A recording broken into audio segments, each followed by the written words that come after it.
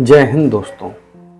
आज दिल्ली के ऐतिहासिक रामलीला मैदान पर जो ऐतिहासिक जनसैलाब देश के कोने कोने से उमड़कर एकत्र हुआ, वह अपने आप में अद्भुत था, अकल्पनीय था और केंद्र सरकार की जड़ों को हिलाकर रख देने वाला था। आज 1 अक्टूबर को NMPS के राष्ट्रीय अध्यक्ष, जिन्हें भारत के सरकारी कर्मचारी पेंशन पुरुष भी कहते हैं, उन्हीं विजय कुमार बंधु जी ने देश भर के सरकारी कर्मचारियों का आह्वान किया था। पहुंच गए हैं यहाँ पर अपनी ड्यूटी करने के बाद में यहाँ पे अपने हक की लड़ाई के लिए। आप देख सकते हैं यहाँ पर मेरे साथी और भी लोग हैं। हम लोग यहाँ पर पहुँचे हुए हैं। आज सरकार ने जो 1 घंटे का कार्यक्रम रखा था, उसकी वजह से हम लोग वहाँ पे भी अपनी ड्यूटी निभा के अब इस कर्तव्य के लिए पहुँचे हुए हैं यहाँ पर। विजय कुमार बंधु जी ने देश भर के सरकारी कर्मचारियों का आह्वान किया था कि पुरानी पेंशन बहाल कराने हेतु देश भर से सरकारी कर्मचारी रामलीला मैदान पहुंचे और केंद्र सरकार को पुरानी पेंशन बहाल करने की चेतावनी दें। लाखों की संख्या में देश के कोने कोने से विभिन्न वेशभूषा में गाजे बाजे के साथ नृत्य करते हुए जनसैलाब एकत्रित हुआ। 9 बजे से सभा प्रारंभ हुई। उस समय 40 से 50 हज़ार कर्मचारी पहुंच चुके थे, किंतु 11 बजते बजते रामलीला मैदान में बैठने की जगह नहीं बची। एक के बाद एक लोगों का तांता लगा रहा, फिर भी सभी खड़े खड़े ही सभा को सुनने में मस्त हो गए। भीषण गर्मी के बावजूद कोई टस से मस नहीं। जितने मैदान के अंदर उतने ही मैदान के बाहर भी थे। आलम यह था कि 1:30 बजे पेंशन पुरुष विजय कुमार बंधु जी के भाषण की समाप्ति पर जब भीड़ जाने लगी, तभी बाहर से अंदर आने वालों का तांता लगा रहा। जो लोग लेट आए थे वे सभा का समय 4 बजे तक का समझ रहे थे।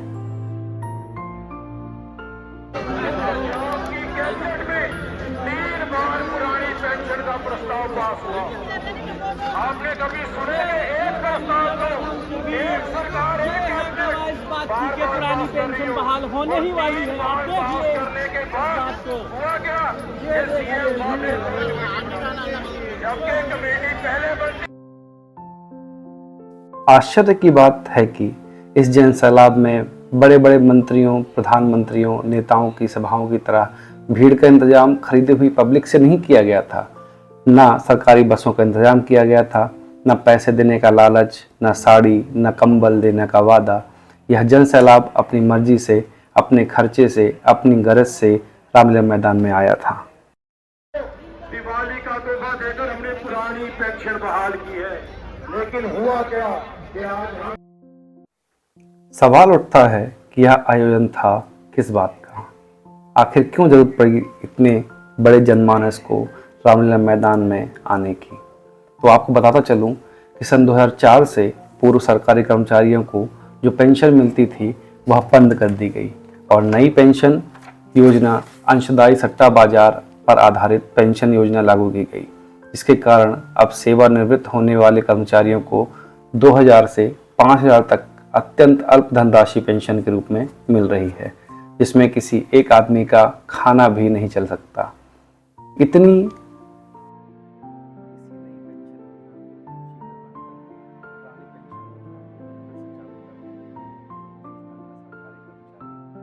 और पुरानी पेंशन लागू करने के वादे के अस्त्र से कई राज्यों में विपक्ष ने अपनी सरकार भी बना ली है। केंद्र की भारतीय जनता पार्टी की सरकार पुरानी पेंशन लागू न करने के कारण लगातार कर्मचारियों के निशाने पर है और एक के बाद एक राज्य सरकारें उसके हाथ से निकलती जा रही हैं।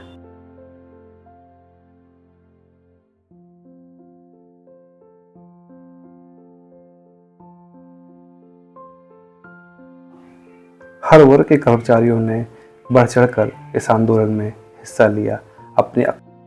साथ ही साथ आज सभी कर्मचारियों ने अपने माता पिता, अपने परिवार, अपने बंधु बांधव, अपने भगवान को साक्षी मानकर ये शपथ भी ली कि जब तक उनकी ये मांगें पूरी नहीं हो जाती हैं, जब तक OPS लागू नहीं हो जाता है, वो इस आंदोलन को झुकने नहीं देंगे और हमेशा इसके लिए लड़ते रहेंगे। सब लोग पीछे थे। मैं अपनी माता माता पिता, भगवान, ये धरती, ऊपर आकाश, सबको साक्षी मानकर ये शपथ लेता हूं, मैं केवल उसी पार्टी को वोट दूंगा जो पुरानी पेंशन बहाल करेगा। मैं जो पार्टी पुरानी पेंशन के खिलाफ है उसको हरा के रहूंगा, ये मेरा शपथ है और इसका रिजल्ट हम 2024 में दिखाने वाले हैं। Thank you friends, thank you very much. और अभी अपने नेता कश्मीर से लेकर बंधु जी ने अपने ओजस्वी भाषण में पुलिस वालों का भी आह्वान किया कि आप भी हमारा साथ दीजिए, आप लड़ नहीं सकते हैं पर हम आपके लिए भी पेंशन लेकर आएंगे, आपको भी ओल्ड पेंशन दिला के रहेंगे।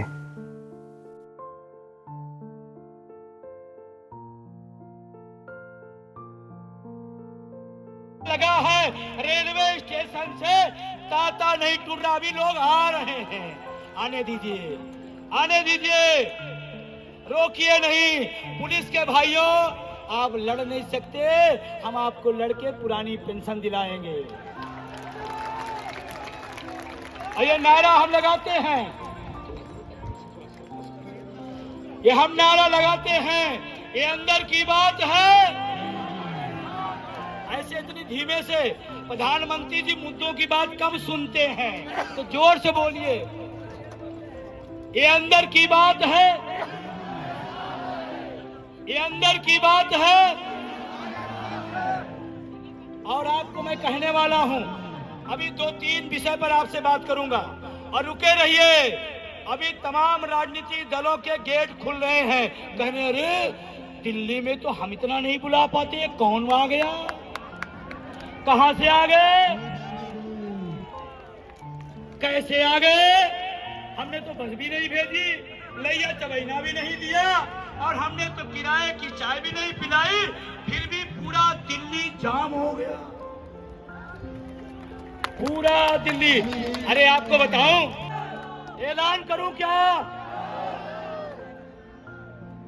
अगर हमारी बात यहां नहीं सुनी गई तो अभी नई नई संसद बनी, उधर हम न चल दे।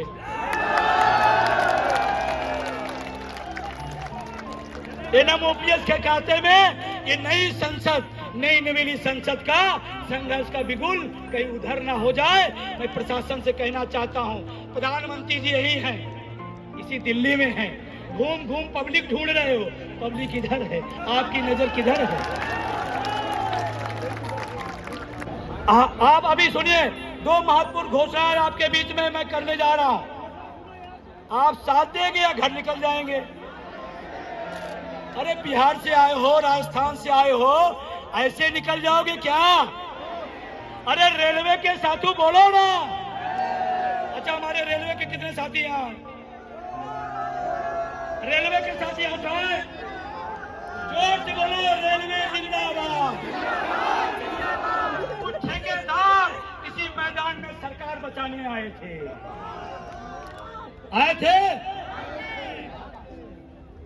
आप अपनी दुकानदारी बंद करिए, आप उसी पार्टी में शामिल हो जाइए, आप जो मानो करिए, कर्मचारी की हित की बात और पार्टी के लिए काम अब ये नहीं चलेगा। सही है? ऑडियंस फैक्ट्री वाले हैं, है या नहीं है? ऑडियंस फैक्ट्री गोला बारूद देते हैं, कहते हमारी देश की शान बनी रहे, हमारा सैनिक मजबूती से लड़े, और ये ठेकेदार सरकार इस ऑडियंस फैक्ट्री का निगमीकरण कर रही है, हम इसके खिलाफ हैं।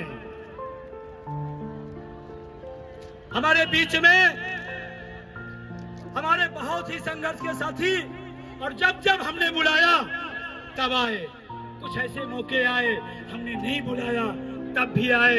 मैं बड़े सम्मान के साथ आदरणीय अजय कुमार लल्लू साहब का अभिनंदन और स्वागत करता हूं।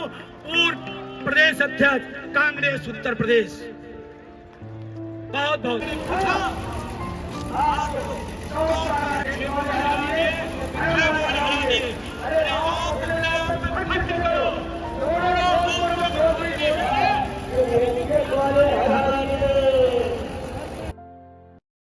आज के इस विशाल जनमानस को देखते हुए ऐसा लग रहा है कि केंद्र सरकार के पास अब दो ही रास्ते हैं। एक रास्ता यह है कि वह शीघ्र पुरानी पेंशन लागू करे और स्वर्गीय पंडित अटल जी के नाम पर लगे इस धब्बे को मिटाकर कर्मचारियों को अपने पक्ष में करे, अन्यथा धीरे धीरे राज्य विधानसभाओं को खोते रहने से राज्यसभा में उसका बहुमत समाप्त हो जाएगा। तब लोकसभा में जीत हासिल करके भी भाजपा सरकार कोई कानून नहीं बना पाएगी और असहाय होकर रह जाएगी। दूसरा रास्ता यह है कि केंद्र सरकार एक कठोर निर्णय लेते हुए देश से पेंशन प्रणाली का नामो निशान मिटा दे और राष्ट्रपति, राज्यपाल, प्रधानमंत्री, सांसद, विधायक, न्यायाधीश आदि सभी की पुरानी पेंशन बंद करके कर्मचारी का मुंह बंद कर दे, क्योंकि कर्मचारियों को यह कहते हुए सुना जाता है कि खुद तो लेते 4-4 पेंशन, हमें देते एनपीएस का टेंशन। अब देखना है कि क्या प्रधानमंत्री और उनकी टीम उन कर्मचारियों को पुरानी पेंशन बहाल करते हैं जिनमें से लगभग 70% उन्हीं के समर्थक हैं।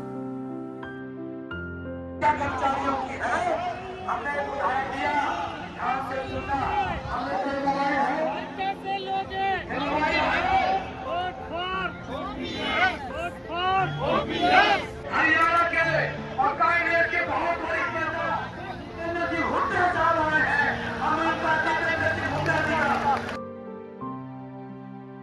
हरियाणा के पूर्व मुख्यमंत्री भी आज स्टेज पर आए और उन्होंने अपनी सरकार बनते ही पहली कैबिनेट में ही ओपीएस बहाल करने का ऐलान मंच से कर दिया। और तो और आम आदमी पार्टी के नेता श्री संजय सिंह जी का ये भाषण आप जरूर सुने कि उन्होंने अपने वक्तव्य में क्या क्या कहा। मैं हृदय से बधाई देना चाहता हूं आपको। और इसी मंच पे दिल्ली के मुख्यमंत्री अरविंद केजरीवाल जी आए थे। उन्होंने कहा था जहां हमारा शासन वहां पुरानी पेंशन, और दिल्ली की विधानसभा में ओल्ड पेंशन की स्कीम बहाली की गई, और पंजाब के अंदर वहां की कैबिनेट ने ओल्ड पेंशन स्कीम को मंजूरी दी। अरविंद केजरीवाल ने जो वादा आपसे किया है उसको पूरा करेंगे। हमने कहा है ओल्ड पेंशन स्कीम लागू होगी तो लागू होगी। केजरीवाल गारंटी देते हैं, झूठा वादा नहीं करते। और इसलिए साथियों और दोस्तों, मैं आपसे कहना चाहता हूं, मैंने तो देश की संसद में कहा, देश की पार्लियामेंट में कहा, 40 साल कोई कर्मचारी अगर नौकरी करता है, 40 साल अगर कोई कर्मचारी नौकरी करता है उसको पेंशन नहीं मिलती। 40 साल कोई कर्मचारी नौकरी करता है उसको पेंशन नहीं मिलती। 40 दिन कोई विधायक रह जाता है, कोई सांसद रह जाता है, पूरी जिंदगी उसको पेंशन मिलती है। 40 साल कर्मचारी रहने वाले को पेंशन नहीं मिलती। इसलिए आपसे कहना चाहता हूं, आपके बीच में भरोसा दिलाने के आया हूं। देश की संसद में जब भी आपकी आवाज उठाने का मौका आया, मैंने पूरी मजबूती से आपकी आवाज उठाई है। अभी तो मुझे सस्पेंड करके बाहर किया है, लेकिन मैं जिस दिन बहाल होऊंगा, संसद के अंदर जाऊंगा, पुरानी पेंशन का मसला फिर से देश के सर्वोच्च सदन में उठाने का काम करूंगा। ये वादा और भरोसा आपको दिला रहे हैं। आपकी लड़ाई में पहले दिन से आपकी लड़ाई में आपके साथ हूं, कंधे से कंधा मिला के आपके साथ हूं, आगे भी आपके साथ रहूंगा। बहुत बहुत शुक्रिया, बहुत बहुत धन्यवाद। इंकलाब, कर्मचारी एकता, कर्मचारी एकता। और समय रहते अगर सरकार की आंखें नहीं खुलती हैं, वह अपनी नींद से नहीं जागती है, वो भी नवंबर में होने वाले 5 राज्यों के विधानसभा चुनावों से पहले, क्योंकि कर्मचारी इन राज्यों में आर पार के मूड में हैं। उनका नारा है वोट फॉर ओपीएस। जो पेंशन की बात करेगा वही देश पर राज करेगा।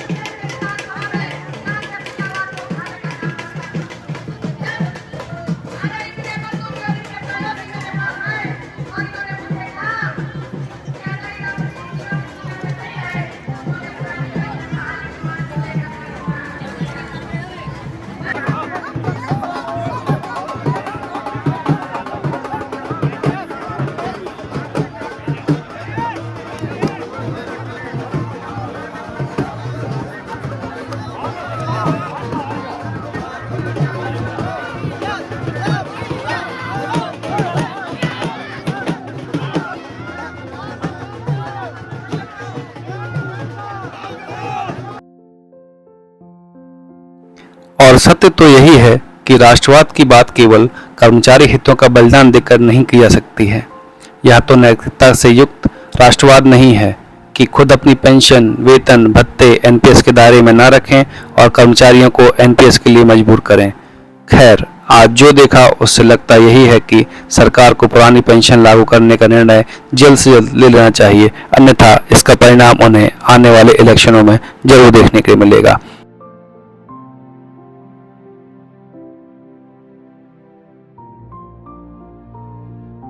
सरकारी गुरुजी ब्लॉग से जुड़े रहने के लिए धन्यवाद।